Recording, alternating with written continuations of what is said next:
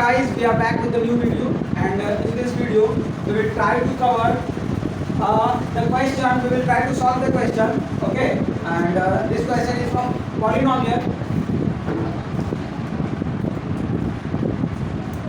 ये पॉलिनोमियल का एक क्वेश्चन है, हम लोग इसको डील करने की कोशिश करेंगे और जानेंगे कि इसमें हम लोग पॉलिनोमियल के कुछ बेसिक कॉन्सेप्ट को जान लेंगे। ठीक है, कि एक्चुअली में पॉलिनोमियल बनेगा कैसे। इसमें हम एक फैक्टर थ्योरम और रिमाइंडर थ्योरम की बात करेंगे। रिमाइंडर थ्योरम क्या बोलता है कि अगर रिमाइंडर थ्योरम अगर कोई fx दिया है, फॉर एग्जांपल x² + 7x + 9, एक एग्जांपल देते हैं। अगर x² + 7x + 9 अगर दिया है तो आपको क्या इसमें और दे देगा कि कोई फैक्टर x - 1 और आपको बताना होगा कि इसमें रिमाइंडर कितने आएंगे। ओके, कि इसमें रिमाइंडर कितने आएंगे तो आप देखोगे क्या कि आप लिखोगे इसको gx =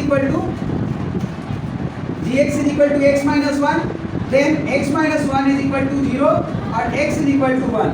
आपको यहाँ पे 1 पुट करना है और देखना है कि रिमाइंडर क्या आ रहा है। अगर रिमाइंडर यहाँ पे कुछ आया तो आपका वही रिमाइंडर होगा। अगर रिमाइंडर 0 आया तो आप क्या बोलोगे कि दिस इक्वेशन या this polynomial is a factor of this polynomial.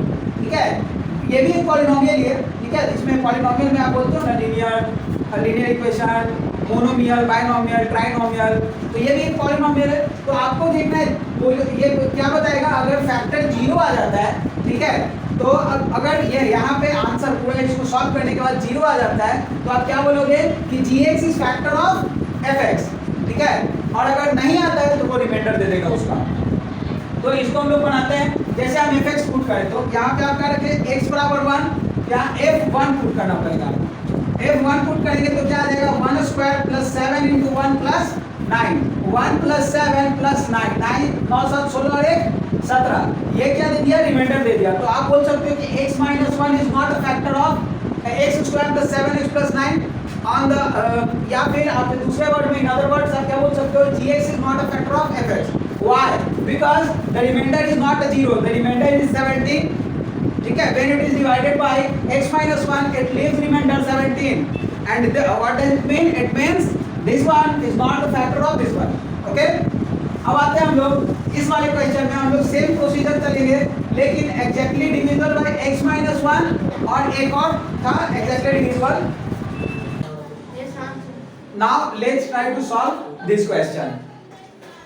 तो इस क्वेश्चन में आते हैं हम लोग। ये क्वेश्चन क्या बोल रहा है, आपको fx दिया है दिस और दो फैक्टर दिया है this one and this one. तो पहला केस 1 रखते हैं, फैक्टर x - 1 अगर रखते हैं तो फैक्टर x - 1 अगर रखेंगे तो क्या होगा, आपको x - 1 = 0 रखना पड़ेगा। देन x = क्या आ जाएगा, 1 आ जाएगा, और x = 1 आएगा तो आप क्या करोगे, यहाँ पे पुट करोगे। यानी f1 = क्या पुट करोगे, 1³ - 10 × 1 का square, 10 × 1 square plus a × 1 plus b is equal to. अब देखो ये फैक्टर बोला है ना, फैक्टर बोला है तो इसका वैल्यू क्या होगा, f1 = 0 आना है। तो क्या हो जाएगा,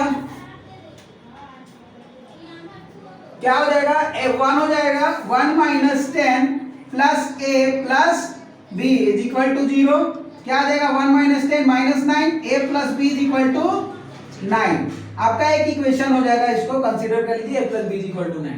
ठीक है, एक इक्वेशन कंसीडर कर लेते हैं। यहाँ पे आ जाएगा क्या, x - 2 पुट करने पर क्या हो जाएगा, x - 2 अगर पुट करोगे तो आपको यहाँ पे x = 2 रखना पड़ेगा। x - 2 = 0, then x = 2। अब यहाँ पे f2 रखोगे तो f2 क्या दे देगा, 0। f2 क्या दे देगा, 0, और f2 अगर 0 देगा तो आप क्या रखोगे, f2 2 का cube minus 10 × 2 square plus a × 2 plus b is equal to 0। 2 × 4 = 8 minus 10 × 2 का square 40 plus 2a plus b is equal to 0, है ना। फिर आ जाएगा क्या, 40 में से 8 जाएगा 32 plus 2a plus b is equal to 0, है ना। तो आपका क्या आ जाएगा, 2a plus b is equal to -32, है ना। अब यहाँ पे क्या करोगे कि आप b इज इक्वल टू रखोगे, क्या b इज इक्वल टू, यहाँ पे भी b है, यहाँ पे भी b है, आप क्या करोगे यहाँ b is equal to 9 minus a कर दो, है ना, और यही वाला b यहाँ पे पुट कर दो, तो 2a plus 9 minus b is equal to 32, 2a plus 9 minus a, 9 minus a is equal to 32, 2a minus a is equal to 32 minus 9, a is equal to 23, a is equal to 23, सही है, एक answer आ गया। अब b चाहिए था, तो b is equal to क्या है, b is equal to है 9 minus a, 9 minus 23 is equal to minus 14, minus 14, this is your answer। तो इसका हम लोग इस तरीके से आगे बढ़ करके और हम लोग इसी प्रोसेस को अपना करके बाकी और भी क्वेश्चंस हैं जो आप जिसका आंसर निकाल सकते हो, ठीक है। आइए तो फिर हम लोग नेक्स्ट क्वेश्चन में फोकस कर लो। तो आइए, ये एक दूसरा क्वेश्चन है, एकदम सेम पैटर्न पे है जो लास्ट वाला क्वेश्चन किए, एकदम उसी पैटर्न पे। आप लोग पहले इसको ट्राई कीजिए, उसके बाद फिर हम लोग इसको ट्राई करेंगे।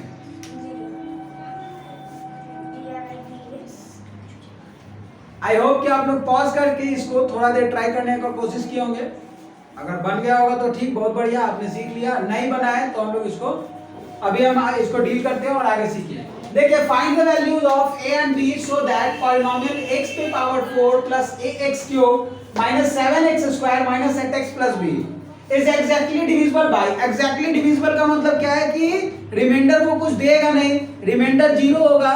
What does it mean? It means these two values are factors of this polynomial, this one and this one is factor of this polynomial।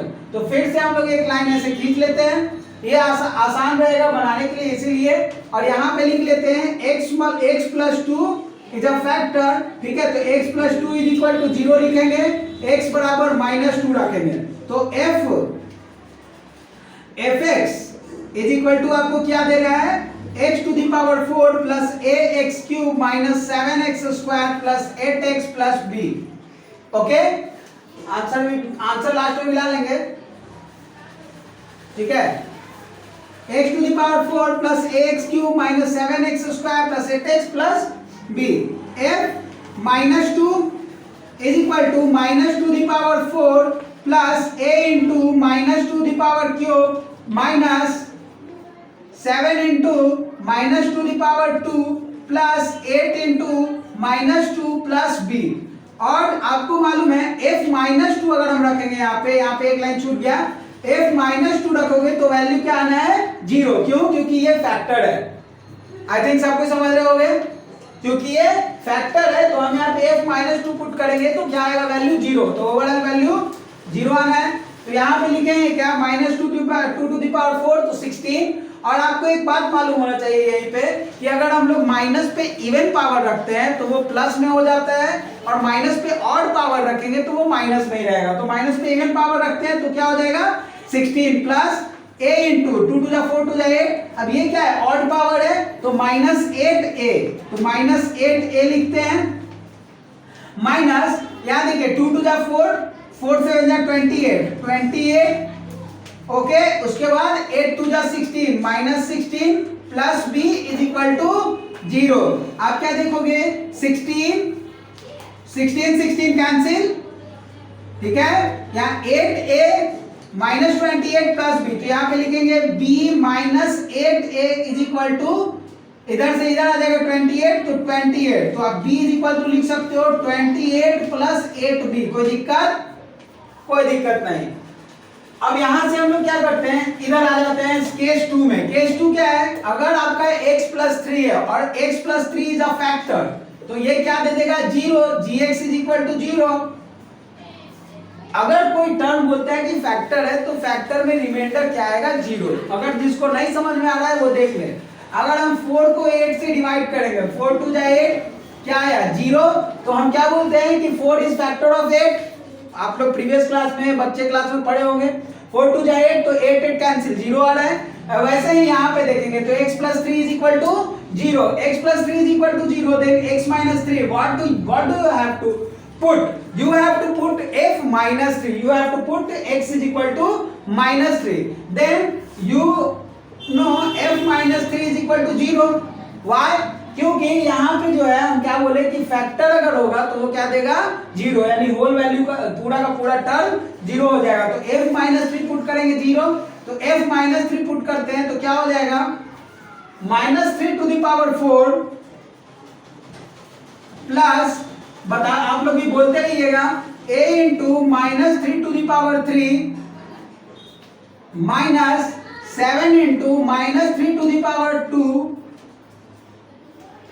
Minus 8 into -3 plus b is equal to 0। ठीक है, ये इसका वाला part है तो इसको छोड़ देंगे। अब यहाँ नीचे आते हैं तो f माइनस 3, अब इसको f माइनस 3 लिखने की जरूरत नहीं, यहाँ पर देखते हैं तो ये क्या हो जाएगा 3 पे पावर 4 होता है क्या 81, 3 क्या 9 क्या 27 क्या 81, 81 क्या होगा प्लस में, क्यों क्योंकि इवन माइनस पे इवन पावर है तो क्या होगा प्लस, माइनस पे ऑड पावर रहता तो क्या होता माइनस पे इवन पावर है 81 प्लस। अब देखो ये क्या है माइनस पे ऑड पावर है तो 3 3 जा 9 9 3 जा 27 -27a। ओके, ये क्या हो जाएगा 3 3